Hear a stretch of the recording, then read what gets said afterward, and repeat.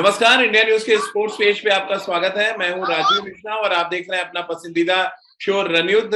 रणयुद्ध में आज बात करेंगे रविवार को होने वाले मुकाबले के बारे में, यानी कि भारत और पाकिस्तान की टीमें एक बार फिर आमने सामने हो सकती हैं। पाकिस्तान अगर हांगकांग को हरा देगा, इस बात के पूरे आसार भी हैं, पूरी उम्मीद भी की जा रही है कि पाकिस्तान और भारत एक बार फिर आमने सामने होंगे। रविवार का दिन होगा और मैदान दुबई इंटरनेशनल क्रिकेट स्टेडियम। और ऐसे में अब बड़ा सवाल यह है कि जिस तरह की गेंदबाजी भारतीय टीम ने पिछले 2 मैचों में की है, खासतौर से अगर हम तेज गेंदबाजों की बात करें, तो क्या परेशानी का सबब नजर आया है भारतीय तेज गेंदबाजों के प्रदर्शन को लेके? और क्या सिर्फ तीन तेज गेंदबाज चुनना एक बड़ी गलती रही है भारतीय टीम के लिए, जिस पर आज हम चर्चा करेंगे। क्योंकि अगर आप एक एक्स्ट्रा तेज गेंदबाज रखते तो कम से कम एक ऑप्शन होता आपके पास, लेकिन आज हालात ये हैं कि आपको तीनों ही तेज गेंदबाज लगभग हर मैच में खिलाने पड़ रहे हैं, क्योंकि चौथा ऑप्शन आपके पास नहीं है। अब ऐसे में क्या भारतीय टीम 3 स्पिनर के साथ उतर सकती है, इसके आसार बन रहे हैं, या इसी बॉलिंग कॉम्बिनेशन के साथ आगे कंटिन्यू करेंगे? इस पर बातचीत करेंगे। हमारे साथ 3 खास मेहमान इस समय जुड़ चुके हैं। हमारे साथ रितेंद्र सिंह सोढ़ी हैं, इस समय कार में नहीं है वो, तो फिर आप अंदाजा लगा सकते हैं कि रितेंद्र साहब कहाँ होंगे। सभा भाई हमारे साथ हैं, राजकुमार सर हमारे साथ इस समय क्रिकेट एकेडमी से जुड़ रहे हैं। रितेंद्र, 15 सदस्यीय टीम में सिर्फ 3 तेज गेंदबाज चुनना, हम लोग को एक चिंता थी इस टूर्नामेंट के शुरू होने से पहले कि कोई भी गेंदबाज ऑफ कलर हुआ तो आपके पास ऑप्शन नहीं होगा। अब रविवार के दिन पाकिस्तान से मुकाबला है और सबसे बड़ी चिंता का सबब यह है कि हमारे पास कोई ऑप्शन नहीं है जहां से हम रिप्लेस कर पाए आवेश खान या अर्शदीप सिंह में से किसी एक को। जी हाँ, बिल्कुल राजीव। देखिए, ये तो आपको पहले ही पता था। तो आप जब टीम अपनी लेके गए हैं एशिया कप के लिए, तो आप जानते थे कि अगर कोई भी फास्ट बॉलर ऑफ कलर होता है या कुछ निकल इंजरी होती है, तो आपके पास विकल्प नहीं है। तो जी हाँ, अगर हम आवेश खान अर्शदीप की बात करते हैं, जिस तरह हांगकांग के खिलाफ इनकी बॉलिंग रही है, देखिए देवर फाउंड वांटिंग, स्ट्रगल किया दोनों ने। अर्शदीप की बात करें, पाकिस्तान के खिलाफ भी आखिरी ओवर में थोड़े से ऑफ कलर दिखे। देखिए, ये जो T20 क्रिकेट है ना, एक एक बॉल की लड़ाई है। आप एक बॉल लूज कर देते हैं, मैच खुल जाता है। तो वहां पे जब धानी ने छक्का मारा अर्शदीप को, तो देखिए वहां से पाकिस्तान को थोड़ा सा एक अपॉर्चुनिटी दिखी कि शायद हम 150 के आसपास पहुंच गए, हमारे पास बड़ा मौका है। तो जी हाँ, हांगकांग के खिलाफ they both had of day. तो अब पाकिस्तान के खिलाफ फिर एक बड़ा मैच है, विकल्प आपके पास है नहीं, you got to go with them. आप एडेड स्पिनर के साथ जाते हैं तो वो भी एक बड़ा चांस होगा। तो जी हाँ, end of the day now we have to rely on both these new raw bowlers. सवा भाई, हमने स्पिनर्स का तो बैकअप रखा हुआ है, यानी कि अश्विन और रवि बिश्नोई हमने ले रखा है। तेज गेंदबाजों के लिए बैकअप क्यों नहीं रखा गया अब? क्योंकि तेज गेंदबाज थोड़े से ऑफ कलर लगे हैं 2 मैचों में। चिंता थोड़ी बढ़ रही है कि रविवार को अगर इसी तरह के कॉम्बिनेशन के साथ गया और ऐसी गेंदबाजी हुई, तो फिर आप मौका दे रहे हैं पाकिस्तान को इस टूर्नामेंट में वापस आने का। देखिए, ऑफ कलर या खराब प्रदर्शन की बात तो अलग होती है राजीव, पर परेशानी यह है कि अगर किसी भी पेस बॉलर को इंजरी हो जाती है और अगर आपको 3 पेस बॉलर के साथ 11 में उतरना पड़ता, तो फिर आप किसको खिलाते? तो ये विकल्प आपको रखना चाहिए था। उसके ऊपर से जब आपको पता है कि आप 3 पेस बॉलर्स के साथ 11 में खेलेंगे, तो और भी जरूरी था कि आप 15 में एक और एक्स्ट्रा सीमर लेकर रखते, और यही होना भी चाहिए था। तो यहाँ पर वो चूक हो गई है चयनकर्ताओं की तरफ से। आपने एक और एक्स्ट्रा स्पिनर रख लिया है, यहाँ पर आपसे 2 स्पिनर के साथ खेल रहे हैं, तो वहां पर 2 स्पिनर्स स्क्वाड में और एक्स्ट्रा रखने की क्या आवश्यकता थी? जरूरी ये था कि आप एक और एक्स्ट्रा सीमर 15 में रखें, ताकि अगर कुछ भी जरूरत पड़े तो फिर आप उनको उस पेस बॉलर को खिला सकते थे 11 में। पर यहाँ पर अब आपके पास विकल्प है नहीं कोई। क्या करेंगे राजकुमार सर अब? क्योंकि जो पेस बॉलर्स हैं वो अप टू द मार्क नजर नहीं आए। पाकिस्तान तो पूरा कैश करना चाहेगा यहाँ पर, और इनएक्सपीरियंस तेज गेंदबाज है, इस लिहाज से भी हमें एक एक्स्ट्रा बैकअप रखना चाहिए था। जैसे सभा भाई कह रहे हैं, आपको लग रहा है बड़ी मिस्टेक हुई है यहाँ पर? एक एक्स्ट्रा तेज गेंदबाज आप रख सकते थे एक स्पिनर को हटा के। राजीव, अगर आपको याद हो, ये जब टीम अनाउंस हुई थी तभी हम लोगों ने ये डिस्कशन किया था, और तब भी मैंने कहा था कि ये कहीं ना कहीं एक फास्ट बॉलर कम है, क्योंकि ये आंका जा रहा था कि दुबई के विकेट पे स्पिन फ्रेंडली होगी, बहुत मदद करेगी। उसी के मद्देनजर एक एक्स्ट्रा स्पिनर डाला गया। लेकिन हमने पहले मैच से देखा है कि फास्ट बॉलर्स को यहाँ पर मदद मिल रही है, और 3 फास्ट बॉलर तो आपको खिलाने ही होंगे इन मैचेस में, क्योंकि आप लास्ट के ओवर्स में या पावर प्ले में स्पिनर से गेंदबाजी नहीं करा सकते, तो लेट देकर आपके पास मिडल ओवर्स ही रह जाते हैं स्पिनर्स के लिए, बाकी समय आपके फास्ट बॉलर्स ही गेंदबाजी करते हैं। लेकिन अनफॉर्चुनेटली अब भारत के पास कोई विकल्प नहीं है। अच्छी बात यह है कि रॉ भले ही हमारे यंगस्टर, लेकिन अभी फिट हैं, वो कोई किसी को निगल नहीं हुआ, ये एक अच्छी बात है। और अगर ऐसा कुछ हो गया तो फिर बहुत ज्यादा परेशानी होगी, फिर भारतीय चयनकर्ता शायद रिप्लेसमेंट की तरफ देखेंगे। लेकिन ये आफ्टर थॉट होगा, मुझे लगता है कि कहीं ना कहीं थोड़ा सा गलती हुई है सिलेक्शन में, कि आपको एक फास्ट बॉलर स्पेयर जरूर रखना चाहिए था। और फास्ट बॉलर के बारे में कहा भी जाता है कि काफी इंजरीज हो सकती हैं और काफी इंटेंसिटी के साथ ये मैचेस हो रहे हैं, काफी क्लोज मैचेस हो रहे हैं, वहां पर ह्यूमिडिटी काफी है। तो जैसा हमने देखा कि पाकिस्तान के फास्ट बॉलर्स स्ट्रगल कर रहे थे गेंदबाजी करते हुए, तो अगर ऐसा किसी भी भारतीय गेंदबाज के पास साथ हुआ तो हमारे पास कोई रिप्लेसमेंट ही नहीं है। तो कहीं ना कहीं अब ये गलती हुई है, लेकिन अब हमें इन्हीं बॉलर्स के साथ खेलना होगा। हम कोई अगर अच्छी गेंदबाजी नहीं भी करे, कोई ऑफ कलर भी हो, मैं यहाँ पे इंजरी के अलावा भी कहता हूँ कि समटाइम इट हैपेंस कि आप अपना रिदम खो बैठते हैं या कुछ ऐसा हो जाता है, तो भी हमारे पास कोई रिप्लेसमेंट नहीं है। तो कहीं ना कहीं एक भूल तो हुई है। सबा भाई, क्या जो हमारे पास स्टैंड बाई गेंदबाज है दीपक चहर, वो भी वहां पे मौजूद है, क्या कोई ऐसा रास्ता बन सकता है कि आप उनको प्लेइंग 11 में लें, या आपको जब तक इंजर्ड नहीं होते आप नहीं ले सकते किसी भी खिलाड़ी को? ऐसे आप किसी भी खिलाड़ी को ड्राफ्ट नहीं कर सकते हैं 15 में राजीव, जहाँ तक मुझे ज्ञान है इसके।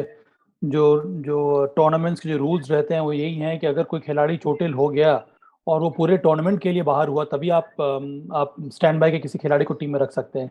पर यहाँ पर वो भी है राजीव के ज़्यादा यहाँ पर पैनिक करने की आवश्यकता है नहीं। मुझे लगता नहीं कि कोई भी परिवर्तन हमें देखने को मिलेगा। एक दो मैचेस में इस तरह की गेंदबाजी होगी, क्योंकि अंत में ये T20 मुकाबला है और आपको और मौका देना होगा अपने दोनों युवा गेंदबाजों को। यहाँ पर अगर हम इतना जल्दी फेरबदल करने लगेंगे तो फिर एक या दो मैच के बाद अगर आप खिलाड़ी को बदलने लगेंगे तो फिर उससे परेशानी बढ़ जाती है, फिर आप टीम बिल्ड नहीं कर पाते हैं। और यहाँ पर प्रयास भारत का यही है कि ये जो दो हमने पेस बॉलर्स चुने हैं वो आने वाले समय में भी सर्व करें भारतीय टीम को। तो अगर इसी मंशा के साथ आप मैदान में उतरे हैं और इस टूर्नामेंट में आप खेलना चाह रहे हैं तो ये ज़रूरी है कि इन दोनों को और मौका दिया जाए ताकि इनको अनुभव भी मिले। और पिछले मैचेस में तो इसके पहले जो मैचेस हुए वहाँ पर काफ़ी अच्छी गेंदबाजी रही है, चाहे वर्षदीप हो या फिर आवेश खान हो। एक मैच के बिना पर आप ये डिसाइड नहीं कर सकते हैं कि इनमें से किसी को भी हम बाहर कर लें। लेकिन चिंता तो रितंदर बढ़ जाती है ना, जब हांगकांग जैसी टीम के खिलाफ अगर आवेश खान 4 में 54 देते हैं, आप फोर्स होते हैं कि आप फिर सोचें रिप्लेसमेंट के बारे में। देखिए राजीव, ऐसा है, एक मैच की चिंता की बात की साबा भाई ने, बिल्कुल सही कही कि एक मैच में आपको चिंता नहीं होनी चाहिए। लेकिन अगर हम समय देखें, जिस तरह अब तैयारी कर रहे हैं T20 वर्ल्ड कप के लिए, आपको एशिया कप में इंपॉर्टेंट मैच पाकिस्तान के साथ खेलना है, तो मुझे कहीं ना कहीं लगता है आपको विकल्प यहाँ पे तैयार रखने चाहिए। आपके पास फास्ट बॉलर्स का तमाम पूल है, उनको आप एक एडेड बॉलर अपने साथ रख सकते थे, तो उसको कॉन्फिडेंस ये भी रहना था कि वो T20 world cup scheme of things में है। अब आप वापस आएंगे, आपके पास 4-5 T20 मैच और हैं, फिर आप सीधा आप वर्ल्ड कप में जा रहे हैं। तो जी हाँ, अब all said and done, Arshdeep और आवेश खान ही आपके पास ऑप्शन है। आपको उनके साथ जाना होगा। भुवनेश्वर कुमार ने तो अपना क्रेडेंशियल को बहुत बेहतरीन तरीके से प्रूव किया है, बहुत सेटल्ड बॉलर है, T20 वर्ल्ड कप में 100% जा रहे हैं। लेकिन अर्शदीप और आवेश अभी भी कहीं ना कहीं सवालों में हो सकते हैं, तो उनकी परफॉर्मेंस बहुत जरूरी है। I think they will be watched very very closely। ठीक है, अभी चिंता का विषय नहीं है, लेकिन एक दो मैच अगर फिर ऑफ कलर निकलते हैं जैसे हांगकांग के खिलाफ निकले हैं, तो जी हाँ, चिंता बढ़ सकती है। क्या राजकुमार सर, विकल्प के तौर पे अब क्या है आपके पास? आप कुछ कर ही नहीं सकते हैं, हाथ बंद गए हैं बेसिकली टीम मैनेजमेंट के। बिल्कुल राजीव, लेकिन अभी विकल्प की जरूरत नहीं है। अभी मैं भी बैक करना चाहूंगा हमारे फास्ट बॉलर्स को कि यंगस्टर हैं, या ऐसे ही सीखेंगे वो। और जब तक कि इंजरी ना हो राजीव, ऐसा कुछ नहीं है, कोई T20 क्रिकेट में मार किसी को भी पड़ती है, एक्सपीरियंस गेंदबाजों को भी पड़ती है। लेकिन हाँ, एक रिप्लेसमेंट होता है तो एक क्वेश्चन रहता है टीम मैनेजमेंट के पास, वो नहीं है। लेकिन आशा करता हूँ कि ये दोनों फास्ट बॉलर जरूर कम बैक करेंगे, और क्योंकि काफी प्रतिभाशाली है, इसीलिए उनको सेलेक्ट किया गया है टीम में। और T20 क्रिकेट में किसी भी एक पर्टिकुलर मैच में किसी को भी मार पड़ सकती है, तो अभी जरूरत है कि कॉन्फिडेंस दिखाने की इन दोनों गेंदबाजों के ऊपर। तो भाई, आपको लग रहा है थोड़ा एक्सपेरिमेंट्स हो सकते हैं रविवार को जो मुकाबला है? आप अगर चाहे तो आप आवेश खान को रेस्ट देके, मैं ड्रॉप की बात नहीं कर रहा हूँ, रेस्ट देके आप अश्विन को ट्राई कर लें यहाँ पर, और हार्दिक पांड्या आपके थर्ड सीमर के रूप में हो, आप स्पिन डिपार्टमेंट के दम पर जाएं, क्योंकि ऑलरेडी ऑलमोस्ट आप एशिया कप के लिए क्वालिफाई कर ही चुके हैं फाइनल के लिए। देखिए, पाकिस्तान के साथ एक अहम मुकाबला होता है, वहां पर आप ट्राई करने के हिसाब से आप प्लेयर्स को चेंज नहीं करना चाहिए, क्योंकि अंत में पाकिस्तान का मुकाबला है, चाहे वो लीग स्टेज में हो चाहे वो बाद में हो, उससे ज़्यादा फर्क पड़ता नहीं है, वो इंटेंसिटी कुछ उसी प्रकार की रहती है। तो ये मैं एक्सपेक्ट नहीं कर रहा हूँ ज़्यादा कुछ परिवर्तन होगा, अनलेस कि रोहित शर्मा कंफर्टेबल फील कर रहे हैं 3 स्पिनर के साथ। देखिए, 3 स्पिनर के साथ परेशानी ये हो जाती है कि फिर आपको इनमें से किसी भी बॉलर को पावर प्ले में इस्तेमाल करना होता है, कम से कम 1 या 2 ओवर। फिर आपके पास जो जो जो विकल्प रहते हैं बॉलर्स को रोटेट करने के लिए, किसी भी फेज में आप किसी भी बॉलर को लगा सकते हैं, उसमें थोड़े बहुत आप रिस्ट्रिक्टेड हो जाते हैं। इस वजह से मुझे लग रहा है कि वो कठिन रहेगा वहां पर परिवर्तन करना, और ज़रूरत नहीं है इस समय। मुझे लगता है जो टीम खेलती आ रही है उसी प्रकार की बॉलिंग कॉम्बिनेशन के साथ भारत को मैदान में उतरना चाहिए। पाकिस्तान का एक अहम मुकाबला है, हम ये भी भूल जा रहे हैं कि पाकिस्तान के विरुद्ध हमारी गेंदबाजी कितनी अच्छी हुई थी। 147 पर हम लोगों ने उनको ऑल आउट कर दिया था, तो सिर्फ एक मैच की वजह से ज्यादा फेरबदल करने की आवश्यकता नहीं है। हार्दिक पांड्या क्या सबसे बड़ा थ्रेट होंगे राजपास और पाकिस्तान के लिए एज अ बॉलर? देखिए, एज ए ऑलराउंडर मैं कहूंगा सबसे बड़ा थ्रेट होंगी, क्योंकि वो लीडिंग ऑलराउंडर है वर्ल्ड क्रिकेट में T20 फॉर्मेट में, और जिस तरह की बल्लेबाजी वो करते हैं और जिस तरह की अब तो गेंदबाजी भी कर रहे हैं, तो कुल मिला के एक बहुत बड़ा थ्रेट है। वो एक मैच विनर है, भारत के एस प्लेयर हैं इस टाइम, जिसे कहते हैं एक्स फैक्टर है। तो भारत के एक्स फैक्टर हार्दिक पांड्या है इस समय, और पाकिस्तान भली भांति जानता होगा कि एक ऐसा खिलाड़ी है जो अपनी गेंदबाजी से और बल्लेबाजी से हिंदुस्तान को मैच जिता सकता है। तो जरूर वो कड़ी नजर बना के रखे होंगे और उनके अगेंस्ट बहुत अच्छे से प्लानिंग कर रहे होंगे। जितेंद्र, आपको क्या लग रहा है, सिर्फ पेस बॉलर्स का मामला नहीं है, यजवेंद्र चहल का फॉर्म भी थोड़ा सा डिप हुआ है आपको लग रहा है, और वो भी कंसर्न है 2 मैचों में चहल खेले तो, बट शायद अप टू द मार्क गेंदबाजी नहीं हुई या विकेट्स नहीं ले पाए वो। जी हाँ राजीव, देखिए चहल से हम थोड़ा उम्मीद इसलिए ज्यादा रख सकते हैं बिकॉज उनके पास एक्सपीरियंस है। ऐसे प्लेयर 1-2 मैच अगर थोड़ा बहुत ऊपर नीचे भी होता है, they know how to make a comeback. Contrary अगर आप नए हैं, अर्शदीप हैं, आवेश हैं, आपको जोर लगाना होगा, आपको एट पार परफॉर्मेंस अपनी देनी होगी, क्योंकि आप जानते हैं कि you are not yet a certainty अगर हम T20 वर्ल्ड कप की बात करते हैं। और अजीब मुझे ऐसा लग रहा है, देखिए समीकरण बदला है। जैसे हार्दिक पांड्या ने बॉलिंग की है पाकिस्तान के खिलाफ, गति दिखाई है, तेज गति से बॉलिंग की है, शॉर्ट बॉलिंग की है, पूरे फिट नजर आ रहे हैं, और जैसे उन्होंने विकेट्स ली हैं, तो कहीं ना कहीं अब हार्दिक पांड्या टीम मैनेजमेंट सोच सकती है कि he can be your third seamer, और आप एक ऑलराउंडर भी ऐड कर सकते हैं अगर स्पिनिंग ऑलराउंडर आपने खिलाना है। जी। हाँ, तो कहीं ना कहीं आप देखिए समीकरण बदलेगा, क्योंकि एक समय ऐसा था आप सोचते हैं हार्दिक पांड्या ठीक है 2 ओवर डालेंगे, है ना, आप कहीं ना कहीं उनको एडजस्ट करवा लेंगे और 2 ओवर निकल जाएंगे, आपके 20 ओवर कंप्लीट होते हैं। लेकिन अब Hardik Pandya short top class 4 over डाल सकते हैं, जो काम आपके आवेश खान और अर्शदीप करते हैं। तो जी हाँ, यहाँ पे आप कुछ ना कुछ जरूर टीम मैनेजमेंट सोच सकती है, डिपेंडिंग कि आपके पास कोई ऐसा ऑलराउंडर तैयार है जो नीचे आके बल्लेबाजी भी अच्छी करे और आके बॉलिंग भी अच्छी करे, तो उससे आपकी टीम की स्ट्रेंथ और बढ़ती है। You have Ravindra Jadeja, you have Hardik Pandya as a allrounder, और एक एडिड ऑलराउंडर आपकी टीम में आके जो टीम की स्ट्रेंथ है उसको बढ़ा सकता है। सभा भाई, क्या जैसे मैंने राजकुमार सर से पूछा, क्योंकि 2-3 मिनट बचे हैं आपके पास भी, क्या हार्दिक पांड्या सबसे बड़ा थ्रेट है as a bowler Pakistan batting order के लिए, जिस हार्ड लेंथ पे उन्होंने गेंदबाजी की, और जो पाकिस्तान का मिडिल ऑर्डर तो पूरी तरह से चरमरा गया उनकी शॉर्ट पिच गेंदबाजी के सामने? हाँ, जिस फॉर्म से गेंदबाजी कर रहे हैं वो एक खतरा जरूर है। भुवनेश्वर कुमार के बारे को भी हमें नहीं भूलना चाहिए, उनके पास अनुभव है, उनको पता है कौन से बैटर को कहाँ पर कौन से लेंथ में बॉलिंग करनी है। जिस तरह से उन्होंने पिछले मैच में बाबर आजम को आउट किया था, तो हर तरफ से अगर हम देखेंगे तो भारतीय सीम बॉलर ने, विशेष करके हार्दिक पांड्या ने, वो शॉर्ट डिलीवरी, वो हार्ड लेंथ डिलीवरी का इस्तेमाल किया है। अगर उन्होंने बाउंसर भी डाली है तो वेल डायरेक्टेड बाउंसर रही है, जिस पर शॉट्स लगाना उतना आसान रहा नहीं है। तो एक ऑलराउंडर के रूप में, गेंदबाज के रूप में, पावर प्ले में वो गेंदबाजी कर सकते हैं, मध्य ओवर्स में आके वो गेंदबाजी कर रहे हैं। उसके साथ साथ सिर्फ गेंदबाजी करना ही मकसद नहीं है, गेंदबाजी करने का मकसद ये भी है कि आप विकेट लें, और इस समय हार्दिक पांड्या विकेट ले रहे हैं, और इसी वजह से वो एक शानदार ऑप्शन है यहाँ पर भारतीय टीम के लिए, और निश्चित रूप से खतरा है पाकिस्तानी बल्लेबाजों के लिए। क्योंकि सभा भाई को जाना, उनसे एक सवाल और ले लेते हैं फिर हम उनको जाने देंगे। सभा भाई, क्योंकि भुवनेश्वर कुमार का आपने जिक्र किया, पहले मैच में 4 विकेट, हांगकांग के खिलाफ भी उन्होंने ठीक ठाक गेंदबाजी की, भुवनेश्वर कुमार का ट्रैक रिकॉर्ड भी पाकिस्तान के खिलाफ बहुत अच्छा है। आपको क्या लग रहा है इस टूर्नामेंट से वो वर्ल्ड कप के लिए अपनी जगह पक्की कर सकते हैं? आपको लग रहा है श्योर शॉट है भुवनेश्वर कुमार ऑस्ट्रेलिया जाएंगे? वो तो एशिया कप के पहले से ही श्योर शॉट थे राजीव। जी। भुवनेश्वर कुमार के बारे में कोई बातचीत नहीं होनी चाहिए, जहां तक कि 11 की बात हो या 15 की बात हो। कि देखिए भुवी के पास अनुभव है, वो इतनी अच्छी फॉर्म में है, अच्छी गेंदबाजी कर रहे हैं, और एक दो मैचेस आपको आएंगे जहां पर ना ही केवल भुवनेश्वर कुमार की पिटाई होने वाली है, तो दूसरे बॉलर्स की पिटाई होगी। इसका ये मतलब नहीं है कि आपने जो रास्ता बनाया है, जिन जिन बॉलर्स को आपने ट्रस्ट किया है, वहां से आप भटक जाएं।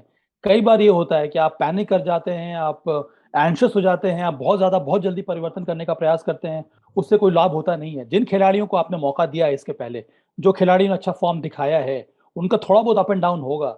आपको उन खिलाड़ियों को ट्रस्ट करना होगा, तभी आप टीम बिल्ड करेंगे जो जाके आने वाले समय में विश्व कप हमें हमें जिता के लाए। तो यही प्रयास होना चाहिए। भुवी शानदार बॉलर हैं, उनको पता है कि ना ही केवल मैच दर मैच वो वापसी कर सकते हैं, पर वो स्पेल दर स्पेल वापसी करते हैं। अगर उनका एक ओवर खराब हुआ, तब भी वो सेकंड ओवर अगर डालेंगे, तब भी वहां पर अच्छी गेंदबाजी कर सकते हैं और विकेट ले सकते हैं। तो ये बहुत बड़ी खासियत है भुवनेश्वर कुमार की गेंदबाजी में। राजकुमार सर, जो दूसरा मैच है, क्योंकि पहले मैच मैंने देखा पाकिस्तान के तेज गेंदबाजों ने इवन प्रदर्शन किया था, यानी आप अगर तराजू पे रखें शायद 19-20 का मामला होगा। बट अब क्योंकि हार्दिक और भुवनेश्वर कुमार का जो एक्सपीरियंस है वो बहुत काउंट कर रहा है, दोनों ने मिला के 7 विकेटें भी ली हैं। क्या आप रविवार को देख रहे हैं इन दोनों का बड़ा इंपॉर्टेंट रोल, और बड़ा इंपॉर्टेंट रोल देख रहे हैं अगर आपको बैक टू बैक पाकिस्तान से मैच जीतना है तो?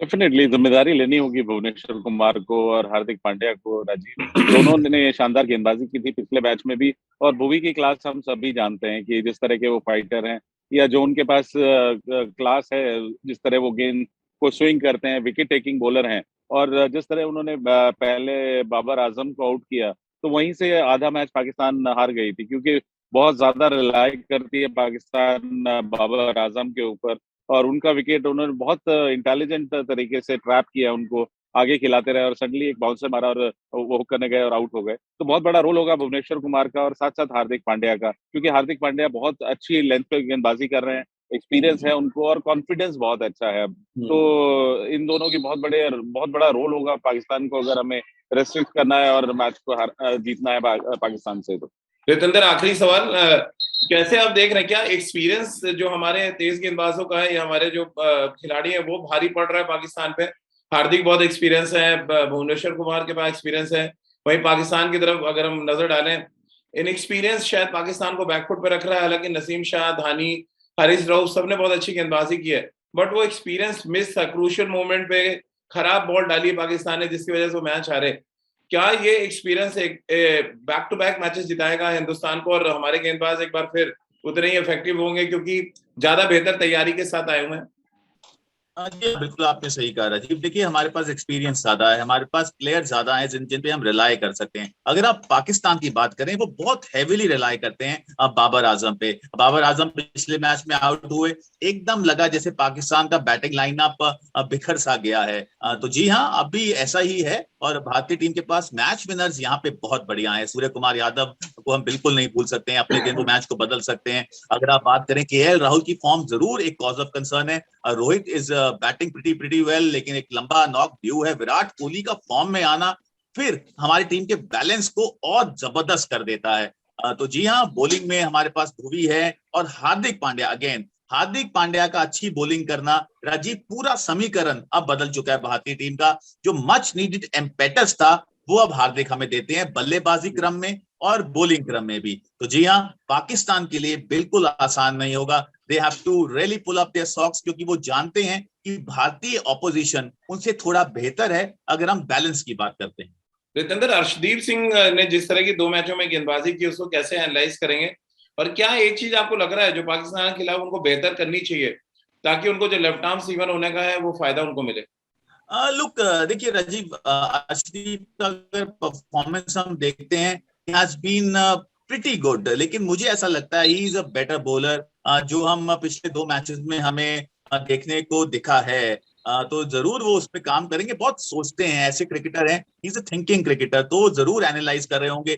थोड़ा देखिए बॉल लगा मुझे शायद थोड़ा शॉर्ट ऑफ लेंथ रहा पाकिस्तान के खिलाफ। जी हाँ, वहां पे शॉर्ट बॉल अच्छी गति से जा रहा था, थोड़ा स्पॉन्जी बाउंस था, लेकिन फिर भी अर्शदीप रिलाई करते हैं अपनी स्विंग पे, और जिस तरह वो यॉर्कर पे उन्होंने लास्ट ओवर में बोल्ड किया, तो वहां पे उनको ज्यादा यॉर्कर्स ट्राई करना चाहिए, क्योंकि यॉर्कर्स उनका फोटे है। तो जी हाँ, कुछ गलतियां उन्होंने की हैं और वो हो जाती हैं। देखिए अंतरराष्ट्रीय मैच पाकिस्तान के खिलाफ आपका पहला pressure has to be there, लेकिन ये लड़का बहुत जल्दी सीखता है, तो मुझे पूरा भरोसा है आने वाला जो पाकिस्तान का गेम है, Arshdeep can again be a super hero. Rajkumar sir, अगर हम हार्दिक पांड्या और भुवनेश्वर कुमार को छोड़ दें, कौन सा ऐसा गेंदबाज आपको लग रहा है इंडिया पाकिस्तान मैच में बड़ा इम्पैक्ट डाल सकता है अभी भी? चहल, अर्शदीप सिंह, रवींद्र जडेजा, कैसे आप देख रहे हैं? जी, मुझे चहल से बहुत आशाएं होंगी कि मिडिल ओवर में वो विकेट लेकर देंगे, और वो एक अटैकिंग गेंदबाज हैं। बहुत अच्छा आइडिया है उनको मिडिल ओवर्स में गेंदबाजी करने का और विकेट लेने का, तो उनके ऊपर काफी निर्भर होगी भारतीय टीम मिडिल ओवर्स में पाकिस्तान को रिस्ट्रिक्ट करने के लिए या जल्दी विकेट लेने के लिए। तो वहां पर चहल की बहुत बड़ी जिम्मेदारी है कि वो मिडिल ओवर्स में डोमिनेट करें और विकेट लें कंटिन्यूस इंटरवल पर। राजकुमार सर, आखिरी सवाल, क्या रोहित शर्मा, अर्शदीप सिंह और आवेश खान से बातचीत करेंगे, पारस मामरे के साथ एक एक्स्ट्रा सेशन करेंगे? क्योंकि बहुत सी ऐसी गलतियां जो बहुत ही बेसिक सी गलतियां जो वो कर रहे हैं, मसलन जब स्लॉग ओवर आता है, शॉर्ट पिच गेंदबाजी करना, वो हार्ड लेंथ गेंदबाजी या यॉर्कर्स नहीं डाल रहे हैं, और अर्शदीप की यॉर्कर्स मिसिंग है। क्या एक छोटी सी क्लास जरूरी है रोहित शर्मा की, पारस मामरे और अर्शदीप और आवेश के साथ, और साथ में अगर राहुल द्रविड़ हो तो बेहतर है? डेफिनेटली राजीव, यहाँ पर मैं कहूंगा कि सबसे बड़ा रोल राहुल द्रविड़ का ही होगा कि वो जरूर बुलाएंगे इन दोनों यंगस्टर्स को, क्योंकि इन दोनों में बहुत प्रतिभा है और अभी थोड़ा सा एक्सपीरियंस की कमी है। बड़ा मैच पाकिस्तान के खिलाफ खेल रहे थे, नर्व्स भी थे वहां पर, तो कहीं ना कहीं हमें थोड़ा सा समय देना होगा इनको, और जरूर बात की होगी राहुल वहां तो द्रविड़ ने। नर्व कंट्रोल कर लिया सर, नर्व जो खुला है वो तो हांगकांग के खिलाफ खिला है दोनों में।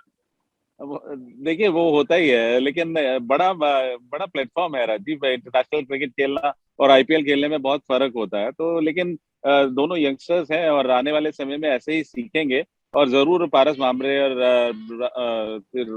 रोहित शर्मा ने जरूर उनसे बात की होगी, उन्हें कॉन्फिडेंस दिया होगा कि आप अच्छे हैं, आप इसीलिए यहाँ पर हैं और आप अपने खुलकर गेंदबाजी कीजिए, बहुत ज्यादा परेशान होने की जरूरत नहीं है। जी रितेंद्र, कुछ कहना चाह रहे हैं चलते चलते आप? हाँ बस राजीव, मैं ये कहना चाहूंगा, राजकुमार जी जहाँ बैठे हैं अपनी एकेडमी में बैठे हैं, बहुत खूबसूरत लग रहे हैं खुद भी, और पीछे बच्चे जब मेहनत कर रहे हैं, जी जान लगा रहे हैं, बहुत बेहतरीन नजारा है। तो इस नजारे को मद्देनजर रखते हुए ऐसे ही मुझे लगता है बेहतरीन नजारा नजर आएगा जब भारत फिर पाकिस्तान से खेलेगा और उनको दोबारा हराएगा। तो बेस्ट विशेस टीम इंडिया। राजकुमार सर, चलते चलते विराट कोहली ने भी गेंदबाजी की हांगकांग के खिलाफ, क्या संकेत है कि एक और हम हार्दिक पांड्या थर्ड स्पिनर और फोर्थ स्पिनर विराट होने वाले हैं? बिल्कुल राजीव, अच्छी बात है। ये एक जरूरी है कि एक दो ओवर आपके पास कोई ऐसा बॉलर होना चाहिए, और विराट को बड़ा शौक था, बड़ा कॉन्फिडेंस भी था। वो तो मैंने आपको बताया था, एक बार वो मॉर्कल ने थोड़ा सा इनका कॉन्फिडेंस हिला दिया था, तब से उन्होंने गेंदबाजी छोड़ी थी, वरना तो बहुत कॉन्फिडेंस था कि मैं आउट कर दूंगा। वो बॉल छीन लेते थे कि नहीं मुझे दीजिए, मैं आउट करूंगा और मुझे भरोसा है मैं निकाल दूंगा। तो लेकिन वहां से थोड़ा सा इनका कॉन्फिडेंस बॉलिंग में डगमगाया था, लेकिन अच्छी बात है कि वो वापसी कर रहे हैं अपनी गेंदबाजी में भी।